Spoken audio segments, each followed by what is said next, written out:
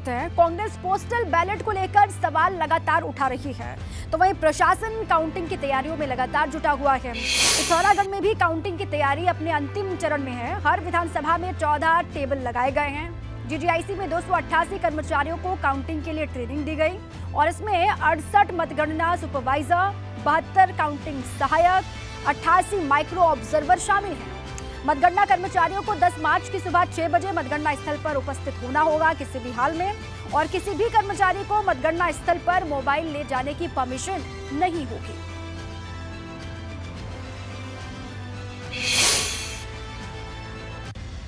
ऊधम सिंह नगर के नानकमत्ता जलाशय में सी प्लेन के राज्य सरकार के प्रस्ताव को केंद्र से स्वीकृति मिल गई है और शिक्षा मंत्री अरविंद पांडे ने इसके बारे में जानकारी दी। उन्होंने कहा, जल्द ही जिले के नानकमत्ता और गोलरभोट जलाशय में सी प्लेन उतरते हुए दिखाई देंगे और राज्य सरकार के प्रस्ताव को केंद्र सरकार ने सागरमाला प्रोजेक्ट के रूप में मंजूर कर लिया है। 10 मार्च के बाद राज्य सरकार और सी प्लेन का संचालन करने वाली संस्था के बीच अनुबंध किया जाएगा। माना यह जा रहा है कि इससे गोलरभोज और नानकमत्ता जलाशय में पर्यटन को जरूर बढ़ावा मिलेगा।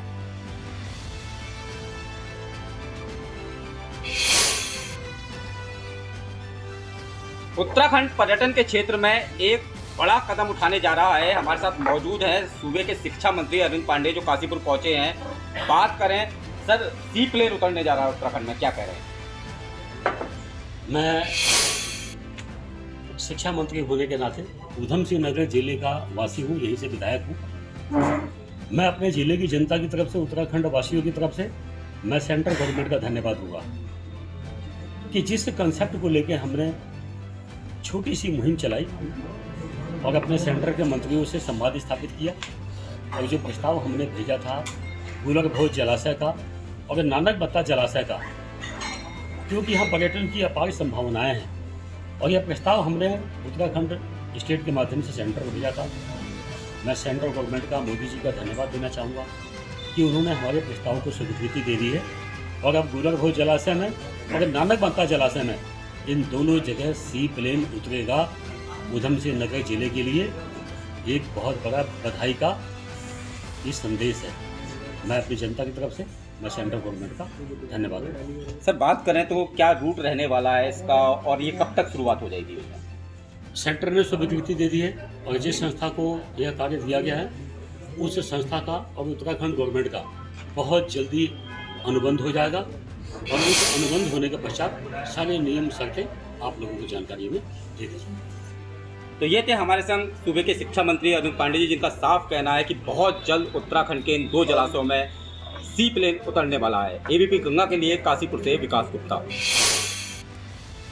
तो सी प्लेन उतारने के प्रोजेक्ट को लेकर शिक्षा मंत्री अरविंद पांडे को आपने सुना, उन्होंने विस्तार से जानकारी दी है और उन्होंने ये बहुत बड़ी उपलब्धि अपनी सरकार की बताई है कि इस योजना को स्वीकृति केंद्र सरकार से मिल गई है। अब चलिए आगे बढ़ते हैं। खबर देहरादून से है, जहां पर नकली करेंसी बरामद की गई है और नकली करेंसी के साथ में 2 लोगों को गिरफ्तार भी किया गया है। इनसे लगातार इस बरामद करेंसी के बारे में पूछताछ होगी और पूछताछ में जो भी हाथ लगेगा, जो मिलेगा, उसके बाद फिर आगे बढ़ा जाएगा। चक्राता में बड़ी मात्रा में नकली करेंसी बरामद की गई है। 2 लोगों को 8 लाख से अधिक की नकली करेंसी के साथ गिरफ्तार किया गया। इनके पास से 2000 और 500 के नोट बरामद किए गए हैं। आरोपियों ने पुलिस पूछताछ में ये बताया है कि वो दुकानदारों को नकली नोटों को असली बता करके ठगी का अपना ये धंधा चला रहे थे। दो अभियुक्तों को पकड़ा था जिनके के पास 2000 के नकली नोट बरामद काफ़ी संख्या में हुए हैं। तो इसके बारे में हमारे द्वारा अभी सूचना संकलन भी किया गया है और विभिन्न एजेंसीज को भी इसकी जानकारी दे दी गई है, क्योंकि मामला जो करेंसी, फेक करेंसी से रिलेटेड जितने भी मामले होते हैं वो कहीं ना कहीं नेशनल सिक्योरिटी से भी जुड़े हुए होते हैं। तो इसकी सूचना हमारे द्वारा लोकल आईबी को भी दी जा रही है और जो भी कंसर्न एजेंसीज हैं उनको बताया जा रहा है।